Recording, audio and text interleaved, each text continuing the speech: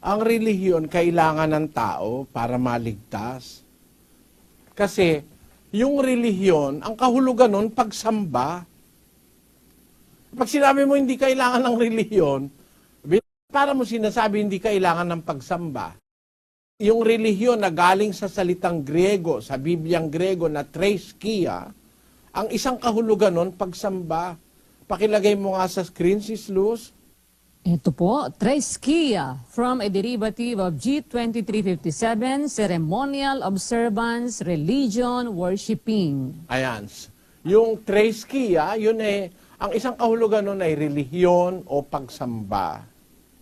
Pag sinabi mo hindi kailangan ng relihiyon, hindi mo na kailangan sumamba. Paano ka maliligtas? Kailangan tayo sumamba o maglingkod sa Diyos. Sumunod sa mga kautusan. Yun ang tinatawag na ceremonial observance. Pagsunod sa mga palatuntunan ng Diyos. Kaya, biblically speaking, pag-uusap na makabiblia, kailangan ang relihiyon. Kaya lang, hindi yung relihiyong inimbento ng tao o itinayo ng tao. Gistres ng Roma. Sapagkat sa hindi nila pagkaalam ng katwiran ng Diyos, at sa pagsusumakit na maitayo ang sariling kanila, ay hindi sila napasakop sa katwiran ng Diyos. Pero mga tao nagtayo ng kanilang sariling relihiyon, hindi sila napasakop sa katwiran ng Diyos.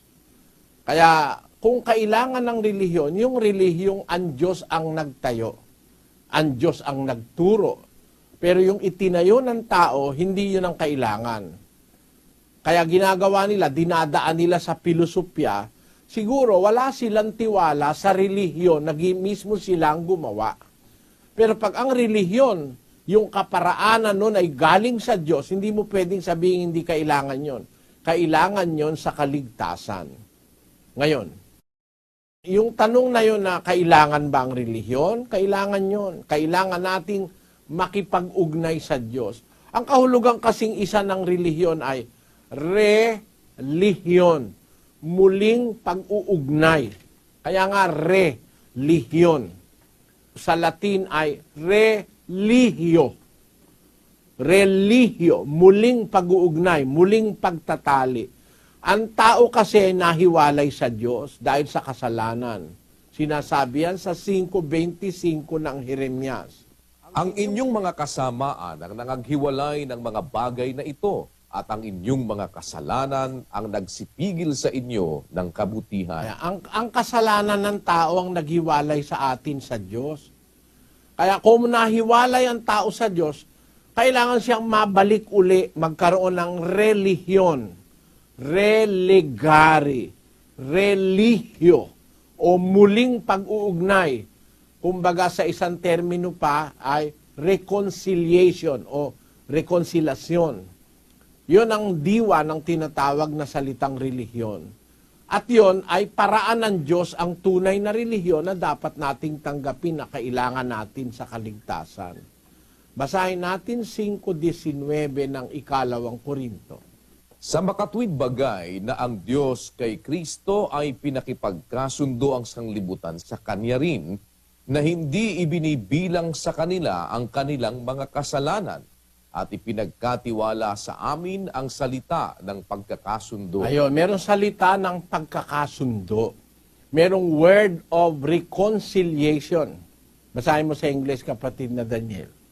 To wit, that God was in Christ reconciling the world unto himself, not imputing their trespasses unto them, and hath committed unto us the word of reconciliation. Has committed unto us the word of reconciliation, ang salita ng pagkakasundo, para makasundo uli ng Diyos ang tao na nahiwalay dahil sa kasalanan.